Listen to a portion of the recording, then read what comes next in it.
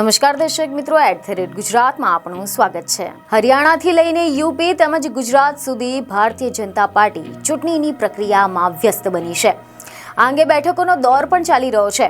ભાજપે ગઈકાલે એટલે કે 2 જાન્યુઆરીના રોજ રાત્રે મોટી જાહેરાત કરી હતી, જેને લઈને સમાચાર એવા મળી રહ્યા છે કે ભાજપે પ્રદેશ પ્રમુખો તેમજ રાષ્ટ્રીય પરિષદના સભ્યોની ચૂંટણી માટે ચૂંટણી અધિકારીઓની જાહેરાત કરી દીધી છે।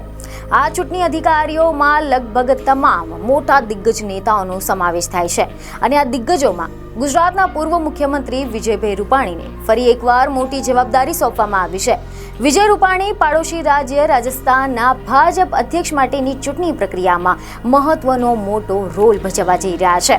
મહત્વનું છે કે ગુજરાતના પૂર્વ મુખ્યમંત્રી વિજય રૂપાણીને પદ પરથી હટાવ્યા બાદ તેઓ લગભગ સાઇડલાઇન થઈ ગયા હતા તેવી ચર્ચા ચાલી રહી હતી, પરંતુ હવે વિજય રૂપાણી ફરી એકવાર ભાજપના પિક્ચરમાં આવી ગયા છે। સમાચાર એવા મળી રહ્યા છે કે તાજેતરમાં જે મહારાષ્ટ્રના મુખ્યમંત્રીની પસંદગી કરવાની હતી તે પસંદગી માટે ભૂતપૂર્વ સીએમ વિજય રૂપાણી મોટી જવાબદારી નિભાવી હતી। તેમને ઓબ્ઝર્વર તરીકે નિમણૂક કરાયા હતા। ત્યારે હવે ગુજરાતના પૂર્વ મુખ્યમંત્રી વિજય રૂપાણીનું ફરી એકવાર રાજકીય કદ વધી ગયું છે। તેઓને ફરી એકવાર ભાજપમાં મહત્વની જવાબદારી સોંપવામાં આવી છે। મીડિયા અહેવાલ અનુસાર એવી માહિતી મળી રહી છે કે ભાજપનું સંગઠન માળખું વધુ મજબૂત બને તેના માટેની વિશેષ જવાબદારી સોંપવામાં આવી છે। દિલ્હીમાં વિધાનસભાની ચૂંટણી પૂર્વે ભાજપનું સંગઠન માળખું વધુ મજબૂત બને તેના માટેની વિશેષ જવાબદારી સોંપવામાં આવી રહી છે। દિલ્હીમાં ગુજરાત પેટર્નથી કમળ ખીલાવવા માટેનું બૂથ લેવલનું કામ કરવાનું જરૂરી બન્યું છે, જેના માટે વિજય રૂપાણીને પણ મહત્વની જવાબદારી આપવામાં આવી છે।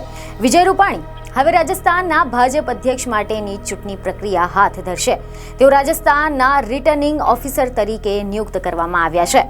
તો આ સિવાય ખબરો એવી મળી રહી છે કે પિયુષ ગોયલ ઉત્તર પ્રદેશના ચૂંટણી અધિકારી બન્યા છે, જ્યારે બિહારના મનોહરલાલ ખટ્ટર અને ધર્મેન્દ્ર પ્રધાન એ મધ્યપ્રદેશના ચૂંટણીના અધિકારી બન્યા છે। સુનિલ બંસલને ગોવા તેમજ શિવરાજસિંહ ચૌહાણને કર્ણાટકના ચૂંટણી અધિકારી તરીકે નિયુક્ત કરવામાં આવ્યા છે। બીજી એક ખબર સાથે ફરી મળીશું। ધન્યવાદ।